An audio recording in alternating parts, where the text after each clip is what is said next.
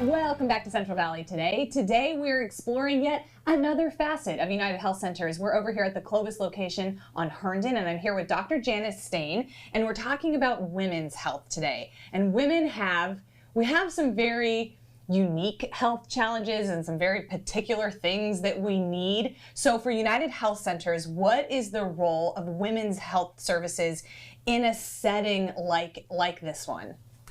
Well, I always say that women are the center of life. Yes. Okay, so when a woman walks into the exam room, I'm really interested in how she is, what her health status is, what questions she has, because her health affects the health of her whole family. Right. That kind of harkens back to happy wife, happy life, you know? And so, you know, if you've got a woman in here, she's a mother, or she is taking care of her parents, or she's taking care of other dependents, you know, that can trickle down, and that can really, that caretaker's health can really affect the overall health of the family unit. So at United Health Centers, what do you guys do here for women? What are the services that you provide? What sorts of things do you treat here? So just starting with the basic, we do well woman exams, and that includes evaluating a woman's breast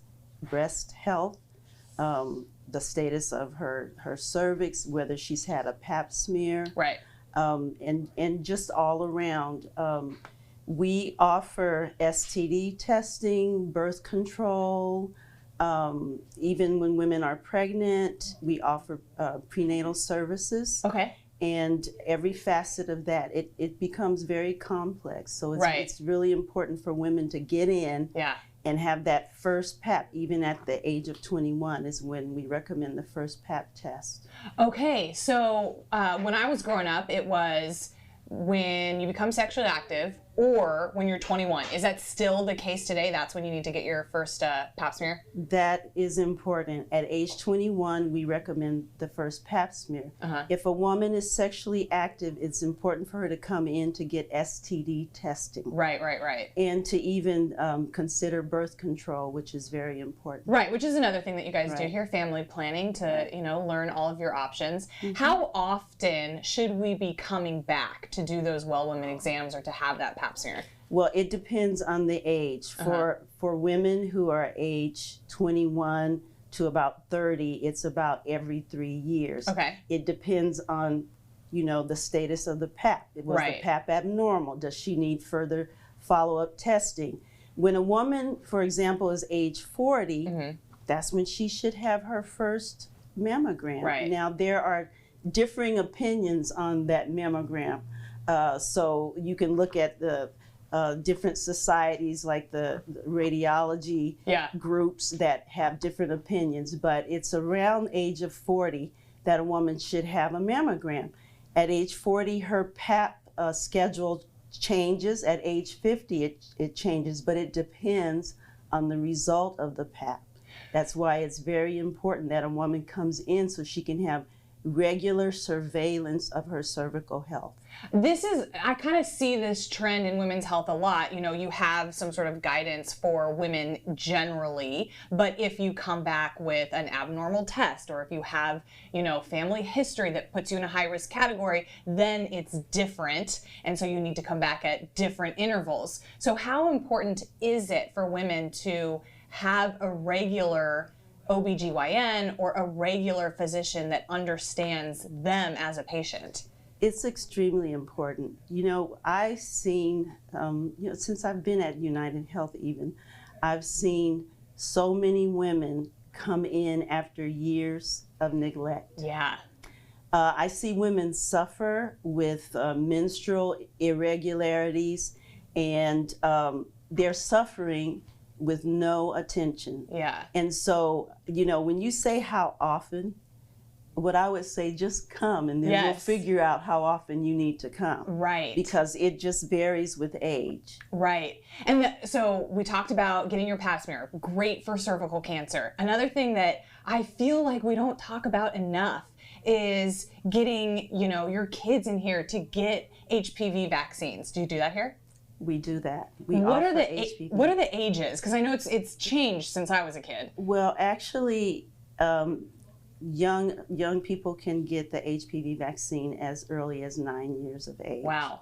Okay, and for women, the upper limit is age 45 now. Right. And so that's offered, and it's available, and it's a very good tool for helping to prevent HPV, which is the virus that causes most of the cervical, vaginal, vulvar, even throat and anal cancers that exist. Right. So it's very important. It's such a useful tool. And it's a series of vaccines, right? Correct. I think when I was a kid, I came back 3 times or something like that. Is that still the case? That's still the case.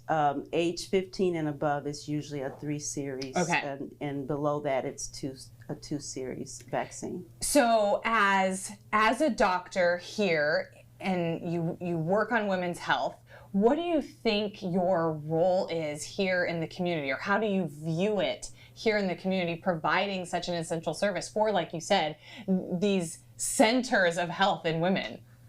Well, I think it's essential.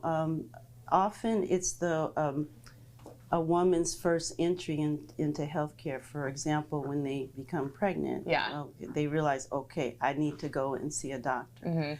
It's often an entry point. If we can get that woman in, then we can take care of her. And what my hope is every single day that I come here is that she'll bring her sisters, her mother, her nieces, her cousins, that she will bring other women in because she has received the attention and the care that she needs. So it's very important. Again, a woman's health affects the health of the entire family because she's often the one caring for everyone and looking out for everyone. And I tell her, well, you have to care for yourself. And I think too, you know, along the lines of that sort of thought about women's healthcare, you know, there just are differences between men and women. Like, my boyfriend will never go to the doctor, but if I am introduced to a doctor that I trust, to a system that I trust, I can encourage him, you know, you might want to get that mole checked out, or, you know, you might want to go see the doctor about this cough that you've had for 3 weeks. So I do think it's a really important thing that we educate women about their own health so that, you know, that can trickle down into the community. So if there are women out there, they've never had a pap smear, or maybe it's been a really long time, how do they become patients at United Health Centers? They merely have to make a phone call and just make that call, make that appointment. We're here almost 7 days a week. Okay. Almost. Okay. So that's just make an appointment. And they've got urgent care too. So that's right. Just take that first step.